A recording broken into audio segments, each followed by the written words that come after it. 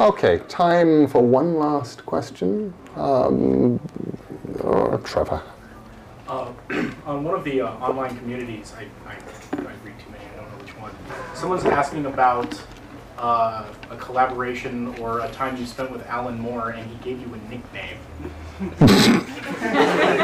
Actually, the nickname, he didn't actually give me a nickname, but it is, if you actually want to see it all drawn, this story was actually drawn in sort of, by Eddie Campbell, who is the finest living comic book artist and gentleman of Scottish descent, now living in Brisbane, Australia.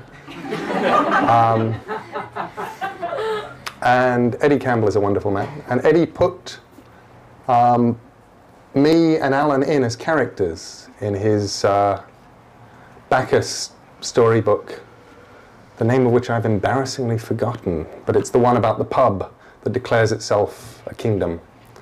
And they have me in the background writing blurbs for things, which scared me away from writing blurbs for ages. And at one point, Eddie actually retells this story, so you can actually go and see it. But it had been a very long week. I got into England and had gone up to Northampton to see Alan. Alan Moore, in case none of you know him, is basically looks like a Yeti in a suit with nice boots. Huge, sort of somewhere up there, covered with hair. He looms at you like a vulture. Huge, looming.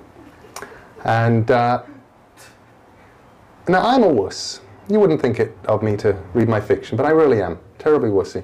Especially where I can use my imagination. So I tend not to be much of a wuss when I can actually see things written down, or even see things. But when I'm imagining them and putting them together in my head, I can be a real wuss. So we're sitting over dinner. And Alan is, as you would normally do, you know, over dinner, describing the bit from hell he's just written, which is a murder. And he's gone through the throat slitting all right, and he's the evisceration, and Dr. William Gull is, you know, and then he says, oh, look over there, and as she turns, you know, he cuts her throat from ear to ear, and he stabs down. I've given Eddie instructions that I need him to, you know, you see the rib cage at this point. And, you know, we're getting a few minutes of this, and I'm doing all right, and then he says, and then he reaches in, and he pulls out her lungs, one by one, he holds them up, and he says, look, Netley, lights. And at that point, I realised that what I really needed was fresh air. And I said to Alan, excuse me, I'm going to go outside and sit down for a minute. And as I get up to walk away, I hear a voice from behind me going, well, well, well, that was Neil, Mr. Scary Trousers Gaiman, author of Sandman, on his way out to sit down.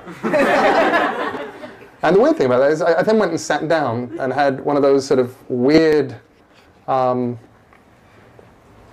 incidents that tend to happen to me, and that Alan thought was rather peculiar when he came out and encountered. And I turned it into not one but two separate pieces of fiction because it was so magnificently unlikely. As an elderly gypsy lady came up to me under the impression that I was homeless. And sitting outside on the pavement, obviously I was homeless, and she sat down to cheer me up and told me her life story.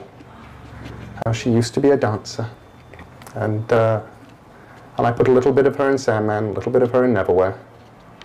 And then Alan came out later and, you know, saw me say goodbye to this strange, mad old gypsy, and she went down the road, and he said, hey, was that Mad Hattie? And I said, not exactly. So there you go. More true weird stories from the Neil Gaiman camp.